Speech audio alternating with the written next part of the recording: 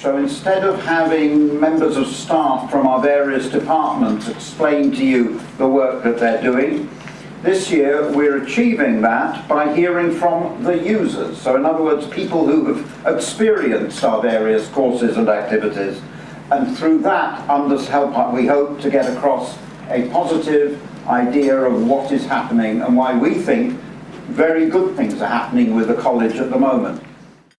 We had a vision a few years ago of re-establishing research at the heart of the college's operations, because good learning programmes have to be based on contemporary research. It's really exciting to have a piece of research which really aims at generating academically rigorous but practically useful and applied research. When young people join a cooperative, I think certainly in Lesotho and Uganda, they haven't necessarily thought about joining a cooperative before. But my research found that when young people join the cooperative, whilst they join primarily to make an income, often the impact on them is far greater than that. Cooperative values and principles, where they work and where they're known in the co-op, really enable young people to understand their place within the wider community. Next of our areas that we'd like to look at is the college's work. We've always worked on member development. That's taken new importance with the rising standards expected in governance. The new format for learning was introduced towards the end of 2009, beginning of 2010. This is when assignments were set following all workshops, both certificate and diploma. These assignments have to be completed within a certain time scale. The workshops are very informative, helpful and relative to my role, and I was reassured to learn that one-to-one help from tutors is offered should it be required. So in reality, the Co-operative College has certainly been a great help to me on my journey. And of course it will not stop with the Group Board Development Centre. I've already successfully done 3 more diploma modules this year to maintain continuing professional development, and I would like to thank the Co-operative College for the very valued help and encouragement and all who helped me. Thank you. The college has always worked internationally. That work has been completely repositioned in recent years with lots more in-country work, and Norman's going to give us an example. We just returned from Malawi with Sarah. They've given her a name called Napi in Malawi, and what we observed was that there is a lot of interest. The cooperatives there want to come back and join the international cooperative movement. This is going to be a very, very exciting 3 years where we will be building the capacity of the cooperative movement, including the government. We also hope that we will be building a bigger portfolio of their products from Malawi. And we also hope, but at the end of the 3 years, we'll be able to build an apex body for the cooperative Malawi, where we'll bring all the players to form a cooperative apex body, which will be a sort of an advocacy and policy and campaign apex body. In the classroom, everyone tries to take responsibility for their own learning and to help others too. It's up to us to get the most out of our education, and our teachers work hard to help us do so. It's the value-driven, faith-neutral approach. It's those cooperative values you'll find people being attracted for, the positive reasons that I think are starting to transform our schools. Teachers tell us that have come from other schools, your children get on with each other much, but they're the same. In fact, we serve a very deprived catchment area. They're the same children you'll find everywhere, all over the world. But for some reason, they get on with each other, they support each other, and they expect a rich dialogue with their teachers. They don't expect didactic teaching in a cooperative school. How do we give ourselves the confidence and the right values to pick out the right curriculum for our students over these next few years in this age of uncertainty, in this age when everything seems to be highly utilitarian? 10 years ago we set out with another vision, which was to establish a national cooperative archive, which we've always said is our DNA. It is where it is actually about our practices.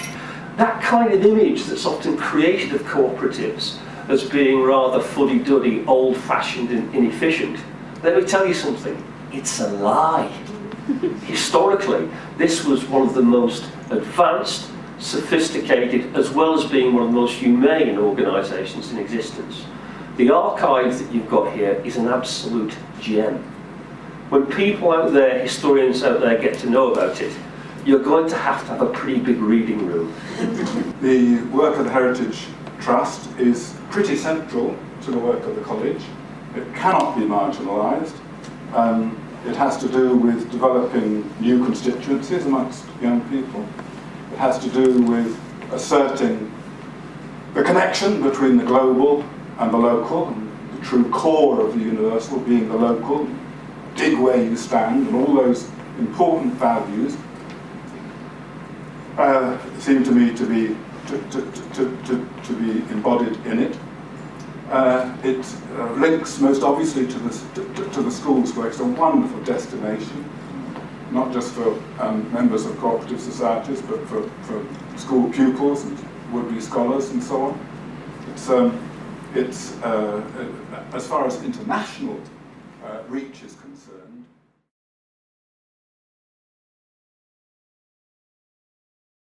Let us have a nice free-flowing interaction for the next few minutes. Anybody who's aching to say something. Do we have real knowledge of what is happening and how we can assist in post-conflict regions of Africa? There's a really good piece of work done about 5 years ago now that was led by a Belgian institution that looked at the renaissance of the cooperative sector in Africa. And one of the most important learning points from it is that there are very different traditions of cooperation that are often linked with the colonial past. Right? So we have a perspective on cooperatives that is based on the British tradition of cooperation. If you were from the Belgian, what were Belgian colonies or French colonies or Portuguese colonies, they come from far more social movement traditions. So it's a very complex map. And it's also fair to say that ICA Africa has historically been weak and is only really over the last couple of years starting to rejuvenate. So the picture is a mixed one. Linda in particular has worked very closely with a number of the key international cooperative development agencies, the Swedish Cooperative Centre, the Canadian Cooperative Association, all of which work in different parts. We've been very clear about a focus on the countries with which we've had historic links, which are particularly the old Commonwealth countries, the English-speaking countries of Eastern and Southern Africa, and also growing from that, so there's interesting work now in Ethiopia, and a growing interest in Rwanda as well. We all say, I always describe it as a J, down the eastern and southern side of Africa is where we're focusing our attention. One of the problems is we don't have that evidence and data sets sufficiently yet, and that's one of the big research challenges. So yeah, there are opportunities, I think, and in fact the Minister from South Sudan nobbled me at a meeting recently and said, look, we need help. So, we certainly will look at that. Most of the African countries were told, if you are a cooperator, you are a communist, so they don't. That's what we were told. And then after the 80s and 90s, and then we had the Canadians coming in and doing their own stuff, the Americans coming in and doing their own thing, the Swedish coming in and doing their own thing. And we're saying, whoa, I think let's all try and find ways of working together. Inspired by those values. I mean, that's right at the core of it. When I first saw those, it was those, well, what better way to construct a curriculum? What better way to run a school? What better set of values could you teach youngsters? And recently, the one on solidarity has come to mean something really important. We defined it as from here on in, no school has a problem on its own. If one school has a problem, we've all got a problem. But we're also working with a number of universities to actually set up their own doctorates, right? And there's a whole series coming through. Probably the biggest single area is a huge welling of interest to support what Pat and Steve have described.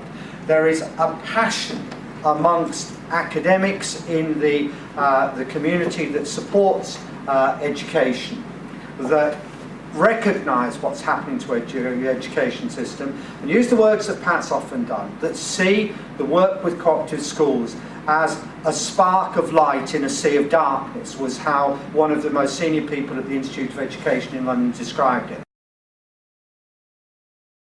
The real unique strength of the college is being able to produce materials, resources that no one else can. There's no other institution in the country that could produce that, because they haven't got the archives, the wealth and the people to do so, and make them accessible. That's what we want to do with the MLE, was the jargon for it, over the coming years. And that's the only way, frankly, we can make those sorts of tools that you want accessible at a price that the tiniest community cooperatives can afford. And we've always said that them, us with Rochdale, Mondragon, we need to do more to actually make sure that people get opportunities to experience different cooperative systems. And so it's something we'd certainly very much like to do more of in the future. The significant thing was that there was an overwhelming support for the idea of the college being a more autonomous entity, albeit very well attached still in terms of its working links with Co-operatives UK and the cooperative movement. Time next year should be the moment at which the new governance structure is coming into place. Thank you very much for coming this evening. A big thank you to all of the staff of the college, not only Mervyn, but I think you have had a sense from what you have heard and seen of just how much energy, commitment and buzz there is about staff in the college. Both the leadership team, most of whom are here this evening, but also all the others who deliver programs on our behalf, the associates, and all of the more junior staff who really help to make the exciting living reality that we've seen this evening. And thank you all of you to coming and to the institutions that are behind you. So thank you very much and enjoy the rest of Congress.